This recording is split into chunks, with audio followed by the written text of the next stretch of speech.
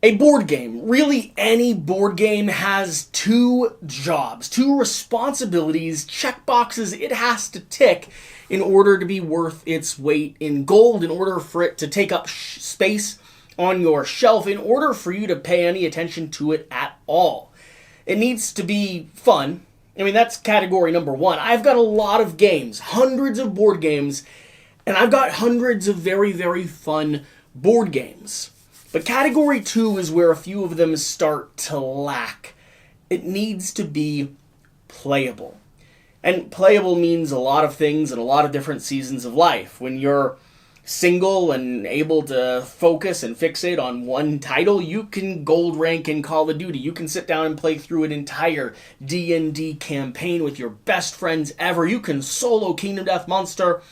And then as life begins to drift into the corners and seep into the cracks, and job and work and marriage and children become, well, a puzzle that I've been facing off with over the last couple years, the playable part seems to take more and more center stage, more and more relevance.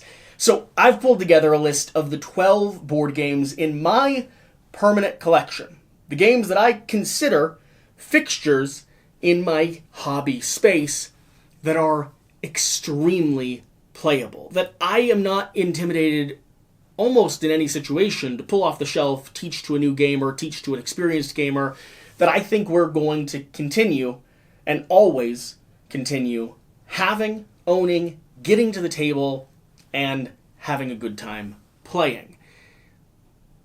That's the premise. That's the whole idea of this video. So, hello there, welcome to Quackalope. Thank you for being here. Let's go through some extremely accessible games, and I would love to hear from you as you swing down to leave a comment and hit that subscribe button. What are the games in your collection, in your library, that really have taken center stage as life has gotten busier and more chaotic, that just happen to be extremely playable? They could be intro games, starter packs, they could be heavier games, more complex games that you're just extremely comfortable with.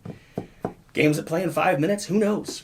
These are my simple games. Azul. Azul's just a classic, a intro, a lovely pattern-building game with satisfying clicky tiles. One of those games that results in a puzzle that always feels like an accomplishment to interact with and solve. And one of those games that, yeah, it plays quick, it plays easy, it's always memorable, and it's simple. It's fun and simple. It's fun and playable. Sort of in the same idea, the same line as Azul, there is going to be Sagrada. Sagrada, instead of dealing with laying out a pattern and kind of sequencing that pattern, Sagrada is going to deal with finishing a piece of artwork by putting down these colored little bits of dice, with numbers and colors being the way that you organize your region. Whereas Azul is a drafting game where you're pulling tiles and trying to play against other players. This is really just a bit of an individual puzzle. Yeah, there's a little bit of competition there, but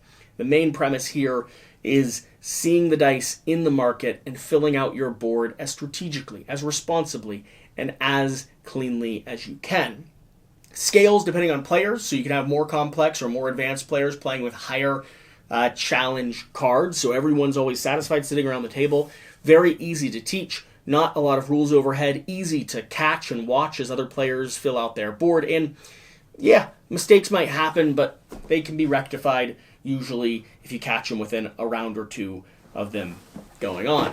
Sagrada is on that list. Let's move over to a game that Shiro would be upset if I didn't include it. And honestly, I could have included, Calico on here as well. Even potentially the green version, which I'm blanking on the name of at the moment. But I chose Cascadia. 1, because Calico's across the street with the wife, because we've been playing it. And 2, because Cascadia is actually her favorite in this subgenre of games. This is a take and build game. You draw from a bag, you have a market, you have scoring conditions, all these animal patterns that match up with each other, and you're just trying to build this pattern in front of you that corresponds with those scoring objectives and looks pretty. You are limited in the market, you're limited in what other people have left you or what you've just drawn out of the bag, and you've got a pretty straightforward scoring objective. It is easy, it is teachable, it is satisfying because you're playing with nature, and a lot of people that are sitting down to play board games have some degree of appreciation for the outdoor world, even if they don't go into it at all. And the puzzle is quick and refreshing. You can get it out and onto the table and probably even get a second game of it knocked out before you're done with the evening. So many games from the AllPlay lineup could have been here, but I chose Bites because, one, ants are adorable, unless they're crawling across my kitchen floor trying to steal food that my 8-month-old has left scattered around, whether it's tiny little bits of bamba or apple slices. My wife is going to war with the ants, is what I'm trying to let you all know, and there might not be any survivors. However, in Bites, you're going to war with each other, trying to help these tiny little trail of ants bring their resources, bring all the picnic goods that they're consuming to the finish line. Plays so quick, teaches so easy, has some asymmetry, has some variability that makes each game interesting, really extremely satisfying, easy to play. Would be willing to teach it to anyone. We could run a game just for you to learn, and then we could sit down and be a little bit more competitive. One of the only classics that you'll see on this list, although I would have no problem owning Catan, I don't actually have a copy of Catan, and I do have a copy of Risk, but I think it's a little bit more advanced and a little bit less fun. So there's some back and forth there. Ticket to Ride, though. Easy pattern building not pattern, easy route building game trying to get your stations connected. You have your own secret scoring objectives. Everyone's playing on the same big old map. You're laying trains out. You're strategically utilizing the cards you have and trying to figure out what other people might do. This is a known game. This is a known quantity in the board game space. Most people are willing to sit down and learn. Very accessible, very teachable, and it's also fun. I understand some people think that those more classic welcome to the hobby style board games aren't as fun. You're wrong. The reason why everyone knows them, at least the modern ones, is because they're fun. The reason why everyone knows Monopoly is because it was the only thing they had available to play for a lot of their life, and it's very marketable. Hamsterrolle, dexterity game, originally from an out-of-country marketplace, but has been brought here to the United States now, I believe, through a crowdfunding project. This is a lovely little dexterity-style game. You do need a solid table to play it on, but other than that, you just have this big loop, and you have these oblong pieces, and you're sitting there just trying to add them on and not have it all roll and tip over and scatter pieces in front of you, and the first person to get all of your pieces off of your player table onto that loop is the victor. One of the games that I'm going to teach my son early, I believe. Like, a lot of these dexterity games are just good for hand-eye coordination. They're satisfying to play. You can play them multiple times while still feeling engaged and excited.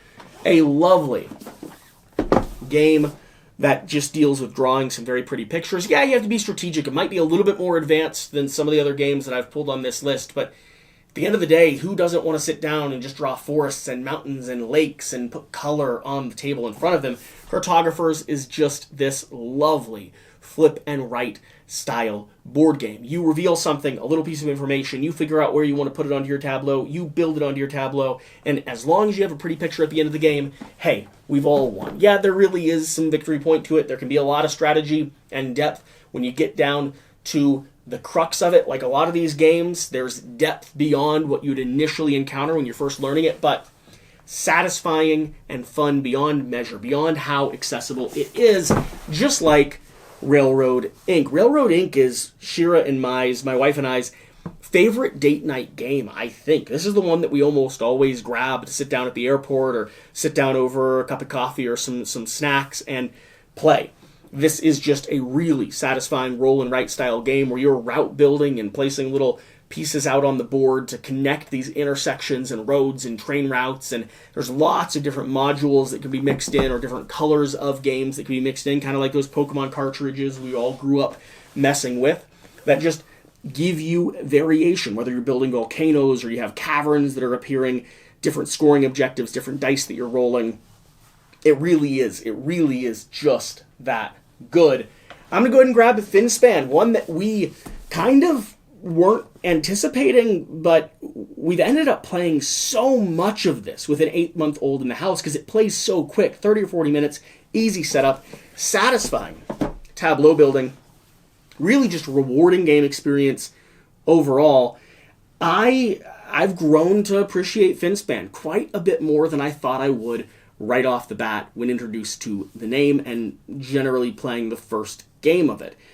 We did recently play Wingspan again, and we have played Wormspan, and Finspan's beating all of them at the moment. So, yeah, it's on this list. I'd be happy to teach anyone Finspan. I think Wingspan actually might be a little bit more intimidating than I originally gave it credit for. Codenames.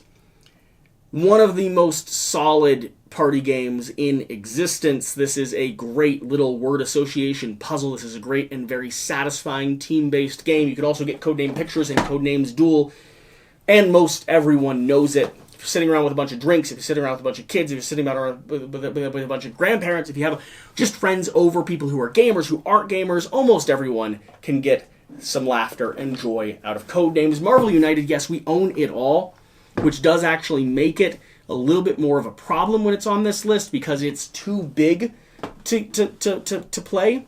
But just base game, maybe an expansion or two, really is a simple strategic cooperative puzzle, an IP that many people are familiar with.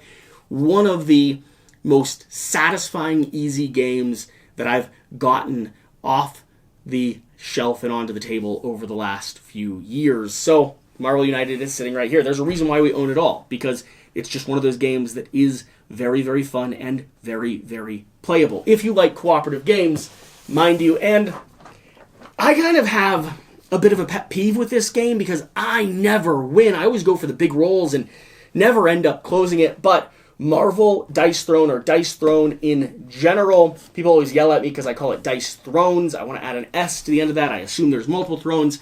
Turns out, one of the reasons why I struggle with this is because there's not multiple thrones. There's only one throne, and I'm never sitting on it. This is a Yahtzee-style roll dice, pressure luck, 3 opportunities to reset the equation or reset the board, assign those dice to powers and abilities, utilize some cards that you have, and smash into other players sitting across from you. Fun, easy, accessible, one of those that Shira loves to get off the shelf and onto the table, one of those I am sure I'm going to end up playing with my son as he grows up, and any other kids, God willing, that follow. These are just classic games. These are easy games to learn, play, and teach, and these are fun games with a range of sit down, relax, and just enjoy an evening to really gnaw your teeth and dig into the finer details and the strategic depth that they offer. I would love to hear from you all what games are in your collection that fall into this category. I can list a ton of games that really should be here. Cockroach Poker and Carcassonne and Catan and other games that start with a C, like Crokinole, which is maybe prohibitive because of the cost of it, but once you own it, really should be on this list. There's a lot of other games that start with a C that should be here, and many that don't start with a C as well. A C isn't one of those 2 factors that require that are required for a game to be on this list. But I think that these are the ones that are on ours. That might change as time goes on, and maybe we'll update this sometime in the future. But for now, these are the 12 games that fit those 2 objectives. They are fun, and they are currently playable.